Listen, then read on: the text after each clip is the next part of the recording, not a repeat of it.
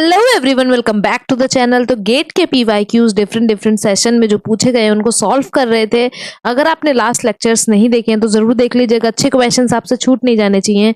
आज के पहले क्वेश्चन की तरफ चलते हैं। तो पहला क्वेश्चन है हमारा, A spillway has unit discharge of 7.5 metre cube per second per metre. तो हमें स्मॉल क्यू की वैल्यू दे रखी है। अगर यहाँ पे बात करें, जो यूनिट डिस्चार्ज दे रखा है, स्मॉल क्यू की वैल्यू दे रखी है 7.5 metre cube per second per metre. वहीं पे अगर हम बात करते हैं, आगे बोल रहा है the flow depth at the downstream horizontal apron is 0.5 metre. तो अगर हम बात करें तो इसमें y1 अगर हम डाउन स्ट्रीम पे मान ले तो y1 की वैल्यू दे रखी है, मुझे y1 की वैल्यू दे रखी है 0.5 मीटर।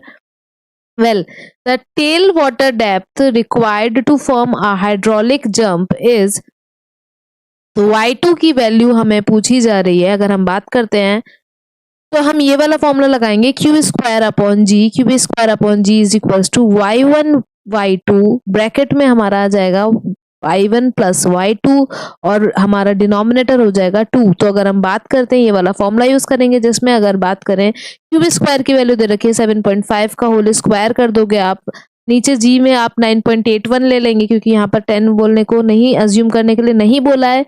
हमारे पास कैल्सी भी है, तो y1 की वैल्यू 0.5, यहाँ पे मल्टीप्लाई में y2 और ब्रैकेट में हम लिखेंगे 0.5 प्लस y2।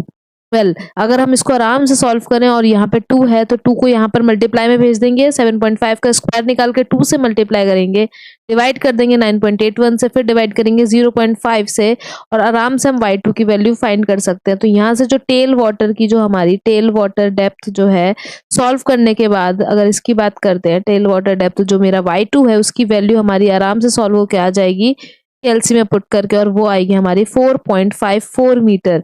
जब आप सॉल्व करेंगे तो वैल्यू आएगी 4.54 मीटर। तो that will be the correct answer. और इस तरीके के क्वेश्चन जो है, यहाँ पर हमें ये फॉर्मूला याद रखने हैं। तो हाइड्रोलिक जंप के जितने भी फॉर्मूले हैं वो बहुत इंपॉर्टेंट है, उनसे क्वेश्चन डायरेक्टली पूछे जाते हैं, तो वो क्वेश्चन बहुत इंपॉर्टेंट है। नेक्स्ट क्वेश्चन की तरफ चलते हैं। नेक्स्ट क्वेश्चन है, a car is travelling at a speed of 60 kilometre per hour on a section of national highway having the downward gradient. तो मुझे एस की वैल्यू दे रखी है, ग्रेडियंट दे रखा है 2%, वेलोसिटी दे रखी है 60 किलोमीटर पर आवर। आगे बोल रहा है, the driver of a car suddenly observe a stopped vehicle on the car path at a distance of 130 metre ahead. तो उसको एक रुकी हुई व्हीकल यहाँ पर दिख रही है, दूसरी जो 130 मीटर अवे है, मतलब यहाँ से 130 मीटर अवे उसको दिखता है कि जो कार है वो स्टॉप्ड है। उसने अप्लाई किया brake. If the brake efficiency, मुझे ब्रेक एफिशिएंसी भी दे रखी है।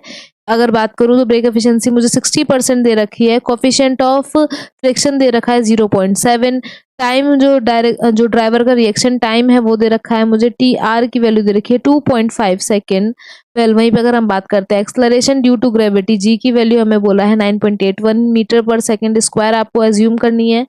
डिस्टेंस फाइंड करना है। तो क्वेश्चन में पूछ रहा है, the distance required by the driver to bring the car to a safe stop lies in the range. तो हमें रेंज पता नहीं है कि किसके बीच में हमारी जो डिस्टेंस है वो लाई करेगी। यहाँ बात करते हैं तो हमें जो बेसिकली स्टॉप करने के लिए, कार को स्टॉप करने के लिए कितनी डिस्टेंस लगेगी, तो हमें lag distance plus braking distance करके जो हम वैल्यू है वो निकालेंगे। हमारा स्टॉपिंग साइड डिस्टेंस जो होता है वो लैग डिस्टेंस प्लस, तो एसएसडी निकालना है मुझे। यहाँ पर हम बात करें अगर, तो एसएसडी निकालना है, जो कि हो जाएगा मेरा lag distance plus braking distance. हम अगर इसका फॉर्मूला लगाएं तो ये हो जाएगा 0.278 मल्टीप्लाई में v इंटू टी आर, जो टी आर मुझे दे रखा है 2.5। अगर यहाँ पे बात करते तो यहाँ हो जाएगा v स्क्वायर, हमारा अपॉन में आएगा 254, ब्रैकेट में आ जाएगा जो हमारा ब्रेकिंग एफिशिएंसी दे रखा था और फ्रिक्शन दे रखा है। यहाँ पर डाउनवर्ड है तो माइनस का स्लोप हो जाएगा, मेरा जो स्लोप है ग्रेडियंट जो है वो माइनस कर देंगे। वैल्यू बस पुट करनी है इसमें, तो 0.278 अगर बात करते हैं, यहाँ पर हमें दे रखा है 60 और मेरे को वैल्यू दे रखी थी 60 किलोमीटर पर आवर, और मेरा रिएक्शन टाइम था 2.5 सेकेंड, प्लस v स्क्वायर की बात करें तो 60 का स्क्वायर अपॉन में आ जाएगा मेरा 254, और ब्रैकेट में आएगा मेरा 60% था तो 0.6, और अगर हम मल्टीप्लाई कर दें तो फ्रिक्शन हमारा 0.7 दे रखा था, माइनस जो ग्रेडियंट था वो 2% का ग्रेडियंट दे रखा था, तो 0.02 हो जाएगा।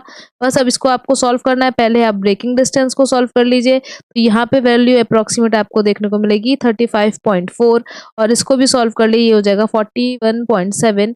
इनको जब आप ऐड करोगे 41.7 और 35.4 को आप जब ऐड करेंगे तो हमारा अप्रोक्सीमेटली वैल्यू आएगी 77.1 मीटर। तो ये आपका जो स्टॉपिंग साइड डिस्टेंस है इसकी वैल्यू निकल के आई। क्वेश्चन में यही पूछा जा रहा था, तो 77.1 है बेसिकली। अगर इसकी बात करें तो ये हमारा डी ऑप्शन जो है, यहाँ पर आप देख सकते हो 75 से लेकर 79 के बीच में ये लाई कर रहा है, तो D option will be the correct answer of this question.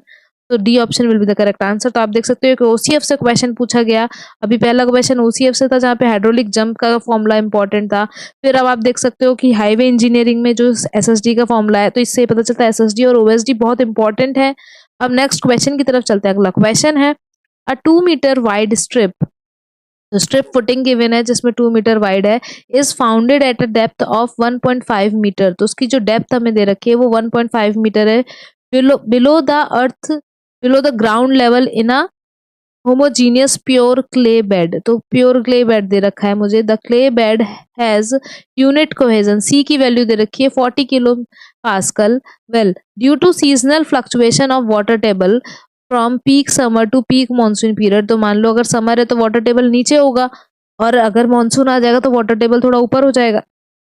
तो the net ultimate bearing capacity of footing as per Terzaghi की थ्योरी, वो पूछ रहा है कि अगर वाटर टेबल हमारे सीजन के चेंज होने की वजह से वाटर टेबल इंक्रीज हो जा रही है, तो हमारा जो नेट अल्टीमेट कैपेसिटी होती है जब हमारा प्योर क्ले है, तो क्या देखने को मिलेगा? क्या जो नेट अल्टीमेट कैपेसिटी है वो इंक्रीज हो जाएगी, डिक्रीज हो जाएगी, या रिमेन सेम रहेगी, या कोई भी चेंज देखने को नहीं मिलेगा?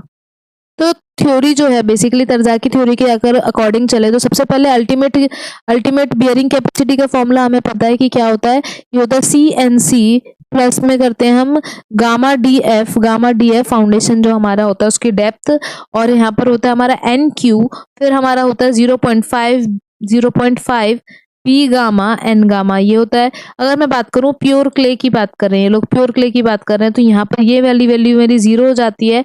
यहाँ पर जो है NQ की वैल्यू 1 हो जाती है, NQ की वैल्यू हो जाती है 1, और NC की वैल्यू में हो जाता है हमारा 5.7, ये हो जाता है 5.7। अब यहाँ पर अगर मैं नेट की निकालना चाहूँ, नेट अल्टीमेट बोल रहे हैं ना ये लोग, नेट अल्टीमेट बियरिंग कैपेसिटी, तो यहाँ क्या होता है, ये जो गामा DF वाला है पॉइंट, ये हमारा पूरा माइनस हो जाता है। तो क्या बचेगा? 5.7C बचेगा। बस नेट में क्या बचता है? 5.7C, जो कि हमारे किसी भी जो डेप्थ है उस पर डिपेंड नहीं कर रहा है। इसका मतलब क्या है? ये किसी भी डेप्थ पर डिपेंड नहीं करता, तो टेबल जो है वाटर टेबल वो प्रेजेंट हो या ना हो इस पे बात पे डिपेंड ही नहीं कर रहा, तो ये रिमेन सेम रहेगी। इट विल रिमेन सेम, ये इस बात पे डिपेंड ही नहीं कर रहा है कि कितने डेप्थ पे वाटर टेबल प्रेजेंट है कि नहीं, इस बात पे डिपेंड ही नहीं कर रहा है, इससे इंडिपेंडेंट है। तो हमारा जो बेसिकली अगर हम बात करते हैं तो ये हमारा इट विल रिमेन सेम, क्योंकि नेट अल्टीमेट बियरिंग कैपेसिटी के बारे में पूछ रहे हैं। Well, let's move to the next question. Next question की तरफ चलते हैं। नेक्स्ट क्वेश्चन है, an infinity slope is made up of cohesionless soil. तो कोहेजनलेस सॉइल की बात हो रही है यहाँ पर, कोहेसिव सेल नहीं है।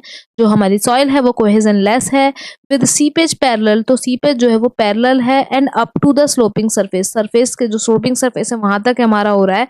Well, the angle of slope is 30 degree. तो जो स्लोप का एंगल मतलब बीटा हमें दे रखा है 30 degree with respect to horizontal ground surface.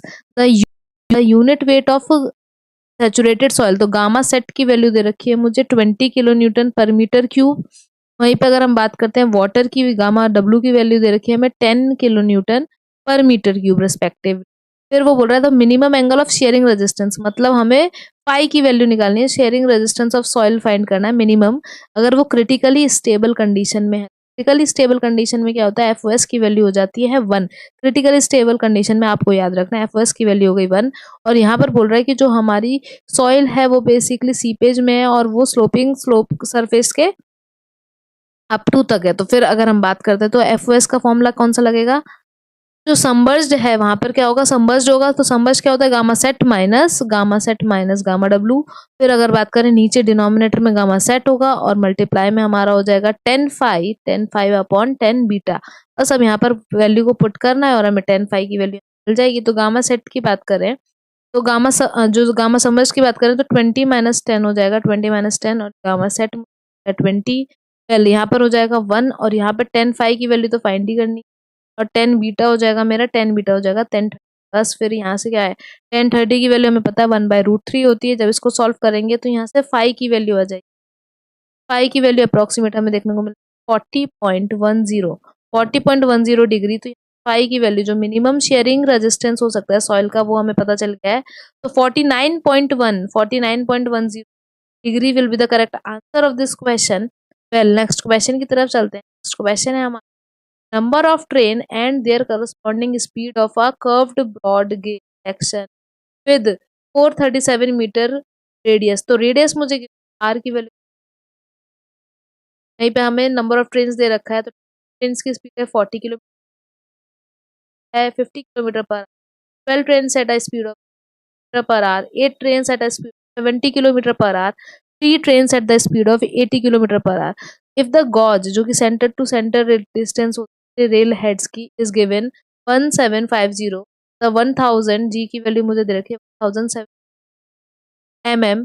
अगर हम बात करते हैं तो इक्विलिब्रियम केंट की वैल्यू फाइंड करनी है। इक्विलिब्रियम केंट की वैल्यू तो सबसे पहले तो यहाँ पर इतनी सारी वेलोसिटी दे रखी है तो मुझे एक एवरेज निकालना पड़ेगा। तो एवरेज निकाल लेंगे। एवरेज के लिए क्या करना है 20 ट्रेन्स हमारी 40 किलोमीटर पर आवर पर है प्लस 15 ट्रेन्स मेरी 50 किलोमीटर पर आवर पर है प्लस 12 ट्रेन्स मेरी 60 किलोमीटर पर आवर पर है प्लस अगर मैं बात करूँ 8 ट्रेन्स मेरी 70 किलोमीटर पर आवर पर है और 3 ट्रेन्स मेरी 80 किलोमीटर पर आवर्स पे है। और फिर मेरे को वेलोसिटी चाहिए तो नीचे नंबर ऑफ ट्रेन्स आ जाएंगी।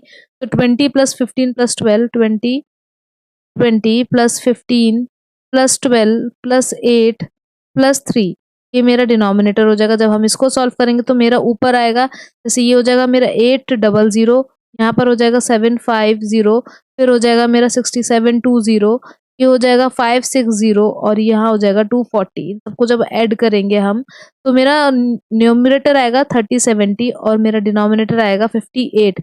इसको सॉल्व करने के बाद आपको वी एवरेज की वैल्यू मिल जाएगी और वी एवरेज अप्रोक्सीमेटली मेरा 52.93 किलोमीटर पर आ रही है। मेरा कैलसियस हम आराम से सॉल्व कर सकते हैं। तो ये एवरेज की वैल्यू आ रही है मेरी 52.93 किलोमीटर पर आवर। फिर हम आराम से इसको सॉल्व कर सकते हैं। मुझे इक्विलिब्रियम की जो वैल्यू चाहिए वहां पे मेरे को क्या चाहिए कैंट जो चाहिए वो इक्विलिब्रियम में चाहिए। इक्विलिब्रियम कैंट चाहिए अगर मैं बात करूं तो होता है जी वी एवरेज का स्क्वायर अपॉन में मेरा 127 आर।